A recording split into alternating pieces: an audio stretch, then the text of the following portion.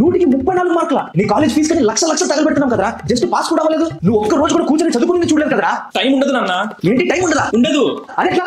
ఒక్క సంవత్సరానికి ఎన్ని రోజులు ఉంటాయి? 365 రోజులు. సంవత్సరంలో 52 సండేలు ఉంటాయి. దాన్ని తీసేయి. 313 రోజులు. అందులో మనకి 1.5 నెల సమ్మర్ హాలిడేస్ ఉంటాయి. అందాజుగా ఒక 50 రోజులు తీసేయి. 263 రోజులు మిగిలినాయి. మనం రోజుకి 8 గంటలు పడుకుంటాం. అలా మనం లెక్కేస్తే సంవత్సరానికి 122 రోజులు. ఇంకా 141 రోజులు ఉన్నాయి. నేను ఒక రోజుకి గంట సేపు ఇన్స్టాగ్రామ్ యూస్ చేసినా అది సంవత్సరానికి 15 రోజులు అవుతుంది. దాన్ని కూడా తీసేయి. 126 రోజులు. మేము రోజుకి ఫ్యామిలీతో కలిసి ఒక గంట సేపు మాట్లాడుకున్నా అది సంవత్సరానికి 15 రోజులు అవుతుంది. 111.